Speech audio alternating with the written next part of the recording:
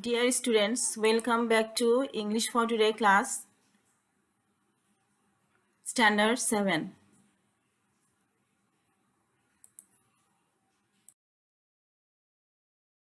Our topic today is from Unit 5, Lesson 3 and 4.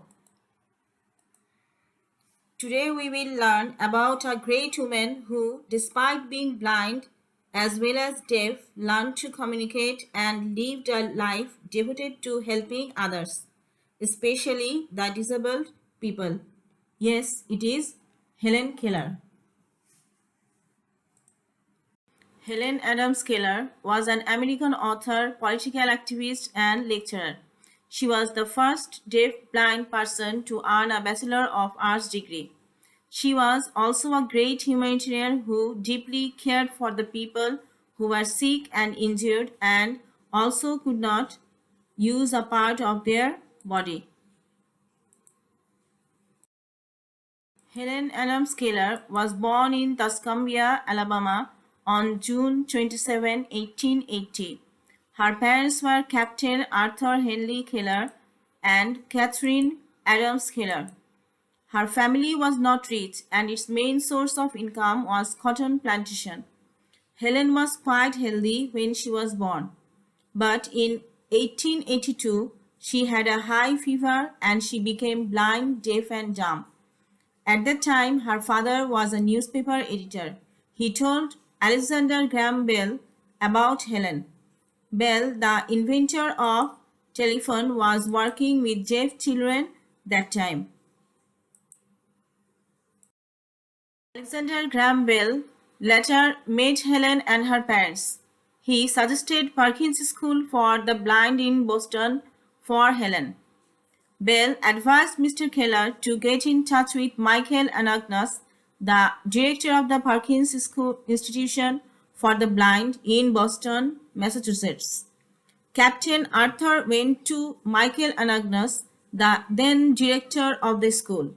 Mr. Anagnos sent one of his best students called Anne Sullivan to help in 1887. Anne Sullivan was a gifted teacher best known for her work with Helen Keller, a blind and deaf child she taught to communicate. At only 20 years of age, Sullivan showed great maturity and ingenuity in teaching Keller. Anne Sullivan began teaching 6-year-old Helen Keller, who lost her sight and hearing after a severe illness at the age of 19 months. Under Sullivan's individual instruction, including her pioneer touch teaching techniques, Keller flourished. Keller went on to learn how to read, write, and speak. Since many books were not available in Braille at the time, Annie would sign what she read into Helen's hand. Annie Sullivan, Helen always called her teacher, was very dedicated to Helen. And Helen loved to learn about everything. She studied French, German, and Latin. She learned to play chess and to horseback ride.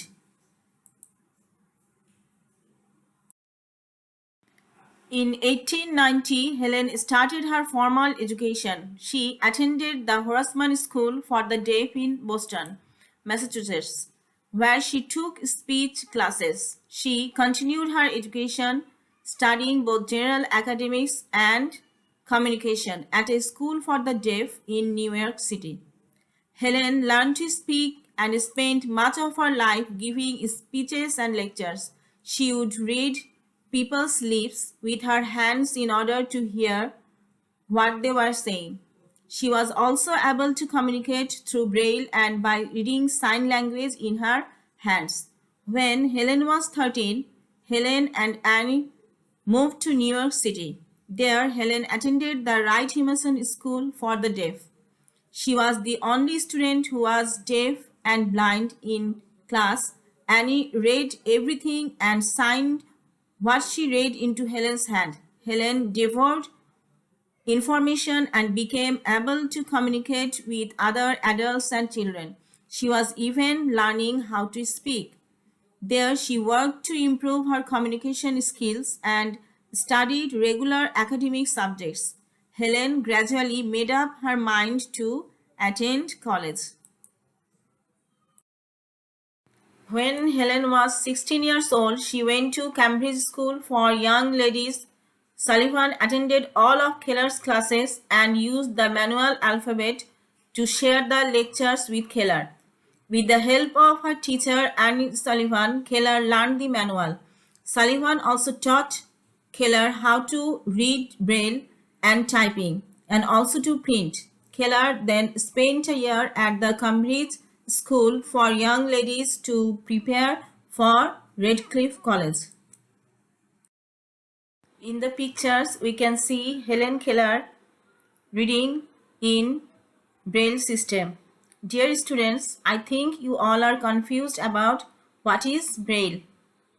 No need to worry. Here you can see the alphabets of Braille. What is Braille?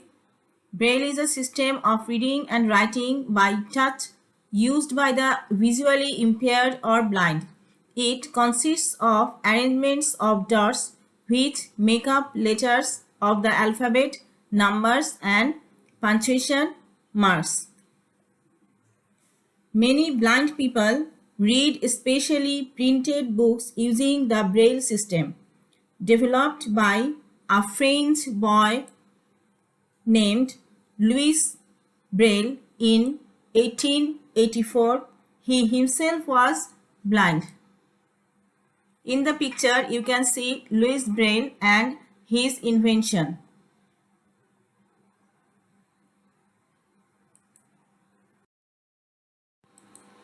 With Sullivan's assistance, Keller attended Redcliffe College and graduated with honors in 1904.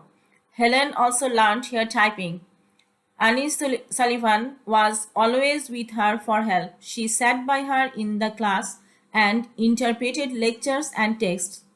Eventually, Helen became an international lecturer and activist. Sullivan later remained Keller's interpreter and constant companion. The two women would work together until Sullivan's death in 1936. Miss Sullivan played an angel's role in Helen's life. She transformed her dark world into a world full of light. Miss Sullivan was not only a great teacher to Helen, she was a great and very caring human being also. The day she arrived at Helen's house, Helen called that day the most important day of her life. Helen recognized that without the faith that Annie Sullivan had in her, she would not have been able to become the accomplished person that she was. Helen was important to other people with disabilities because she inspired people. Her faith, determination, and spirit helped her to accomplish far more than many people expected. She showed that deaf and blind people deserved respect. She helped support various deaf-blind programs. In 1924, Helen joined the American Foundation for the Blind, AFB, the country's leading advocate for people who are blind or visually impaired. For the next 44 years, she was an ambassador for AFB. She toured the United States developing support for programs that help blind people. During World War II, Helen went all over the United States giving support to blind and wounded veterans. Everywhere Helen went, barriers and obstacles that faced the blind came tumbling down. Her boundless determination and her example of what a person with disabilities could accomplish helped change laws and create programs for people who are visually impaired. Helen was really amazing. Her actions led the way for so many women as well as people with disabilities. She believed that everyone from all races and cultures deserved the same rights. Helen Keller helped raise enough money to build schools to educate deaf, blind, and mute students.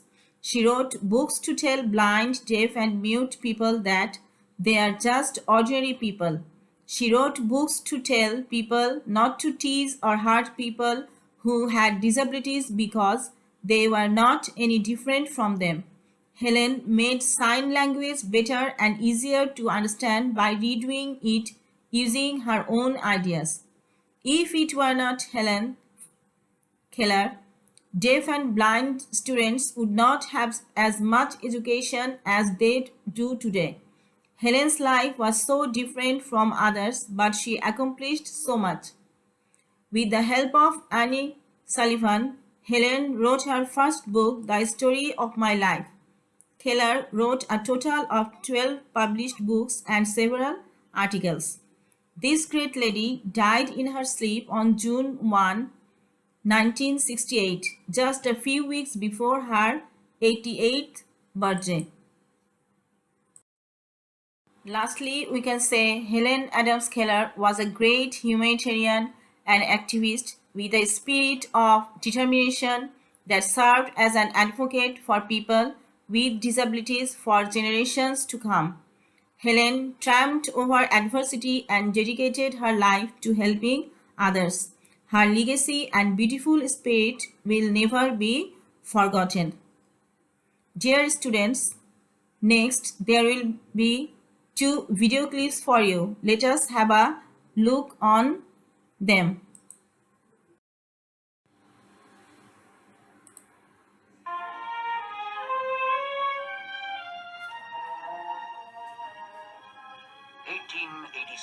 Tuscumbia, Alabama. 6-year-old Helen Keller, left blind and deaf by illness in her 19th month, is to her parents an angry, helpless... 1886, Tuscumbia, Alabama.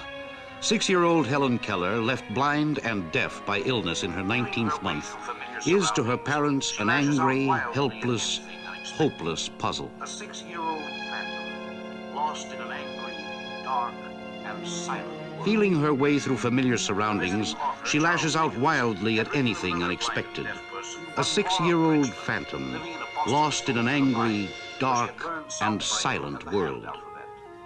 The visiting author, Charles Dickens, had written of another blind and deaf person, one Laura Bridgman, living in a Boston school for the blind, where she had learned some Braille and the hand alphabet. Arthur and Kate Keller read the article and turn to an expert on deafness, Alexander Graham Bell.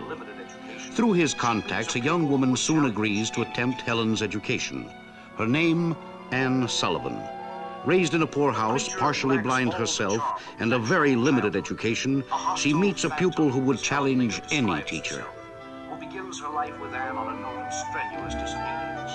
A creature who lacks all the charm of natural childhood. A hostile phantom, as Helen later describes herself, who begins her life with Anne on a note of strenuous disobedience. She is physically strong, not easily frightened, and very inquisitive. Little escapes her curiosity.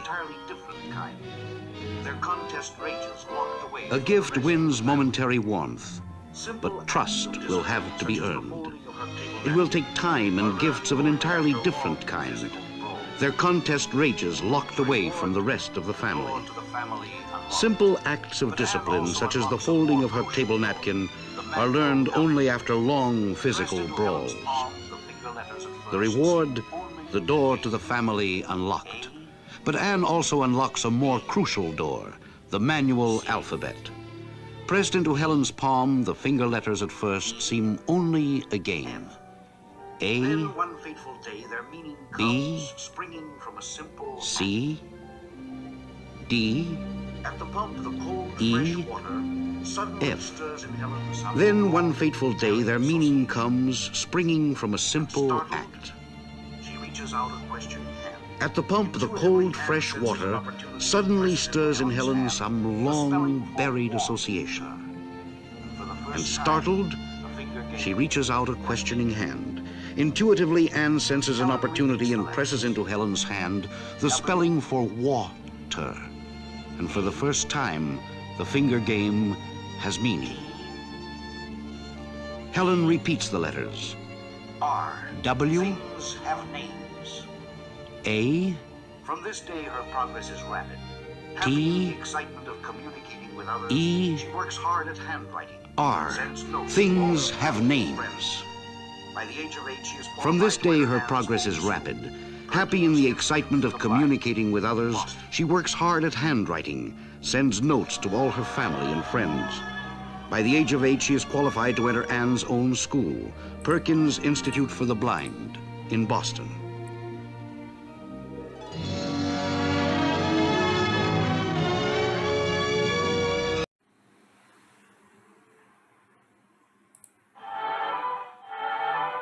A part of their so-called act was later filmed. A part of their so-called act was later filmed. It is the only existing record of Annie Sullivan's voice. When I saw Helen Keller first, she was 6 years and 8 months old. She had been blind and deaf and mute since her 19th month as the result of an illness. She had no way of communicating with those around her except a few imitative signs that she had made for herself. A push meant go, and a pull meant come, and so on.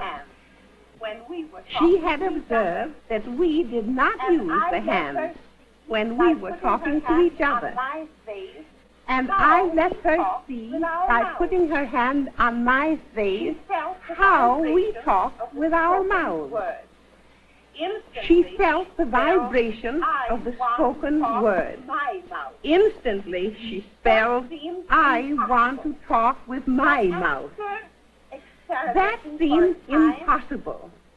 But after experimenting for a time, we found that placing her hand in this position, the thumb resting on the throat, right at the larynx, the first finger on the lips, the second on the nose, we found that she could feel the vibration of spoken words. For instance, the throat, she feels the G, the hard G, the, and on the lips, she feels the, and the K sound, on the lips, she feels the B, and with the second finger on the nose, the nasal sounds, the the The first word she learned to articulate was the little word "it." I made the vowel. With the hand in this position, I made the vowel "I." Then I made the T. She felt it. I. She feels it with the Then I made the T. on my lips. She feels it with the Then finger I on put her the lips. two letters On my together lips. to form the word. Then I put the two letters together to form the word. was It. After her And the seventh first lesson, word was she was learned. able to speak the sentence. After word her by seventh word. lesson, she I was able to speak the sentence word by word. I am not dumb now. Dear students, hope you have enjoyed the videos. Thank you.